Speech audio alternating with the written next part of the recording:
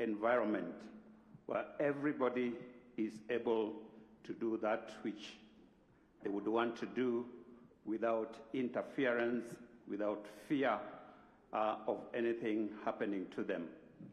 And so, over the years, we have tried our best to be peace brokers for this country.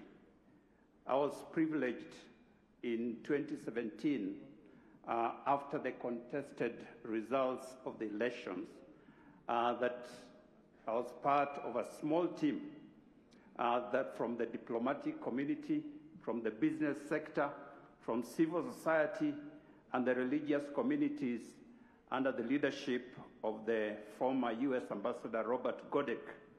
For several months, we engaged in a shuttle diplomacy, committed to seeing this country get back to normalcy. Sadly, both sides were extremely hard, and I can tell you it was one of the most difficult responsibilities that I've ever had. It therefore came as a great and pleasant surprise when Your Excellency and Right Honorable Prime Minister stood on the steps of Harambee House in the famous handshake. We were delighted that you also spoke of creating a national conversation on issues that bedevil this nation every electoral season. This has been one of our key plans to create a national conversation.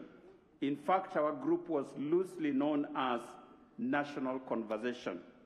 Your Excellency, I say all this to let you know that the spirit of national conversation has been with some of us for a very long time, well before BBI. This is because we have believed that unless and until we address the cancer that eats this nation, we will never have enduring peace. To continue with business as usual is to deceive ourselves. It is just a matter of time, and this country will one of these days explode to unquenchable flames.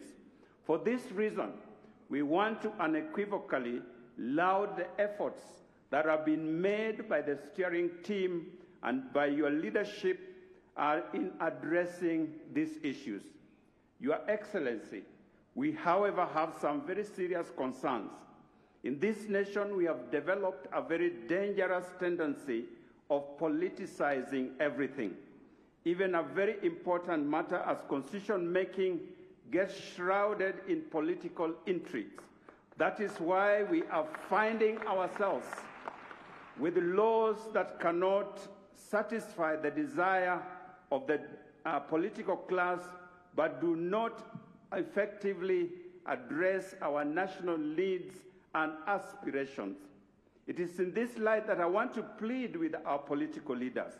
Please allow the current process to objectively lay a foundation for the future of this nation.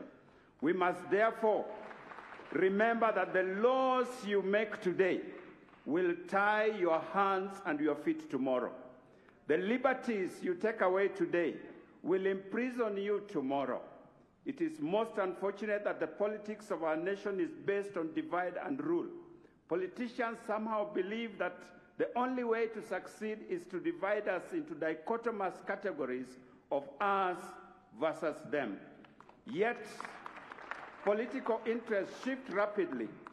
Between 2017 and 2020, the political formations have changed significantly. In fact, I want to prophesy that it will not be a surprise before 2022 that Dr. William Ruto and Honorable Raila Odinga will be on the same side. It is a fact that no nation has ever become great through division. The Bible is clear that where there is unity, the Lord commands a blessing. A cord of 3 strands cannot be broken. Your Excellency, perhaps it is time that hustlers should pause their hustling for a moment, and the reggae dancers pause their dance for a moment, and join together in a serious Jerusalem dance for the sake of the peace and the unity of this nation. After all, DJ Master KG and his sister remind us that the New Jerusalem is our ultimate home. Finally, Your Excellency, in 2005 and in the 2010 referendum, the church said no because of various major principles. We would like to see this addressed. We have noticed that the pillar of religion and faith seems to be completely missing. Furthermore, the Religious Freedom Bill that was to help the registration of religious groups seems to have been left out. Issues of marriage and family need to be taken care of. Your Excellency, we want to assure you that as a Christian community, after this launch, we are going to review the report and make our position known.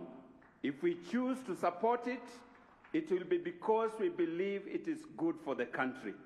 If we find anything contrary, we will call for appropriate amendment. God bless you and thank you for a great work.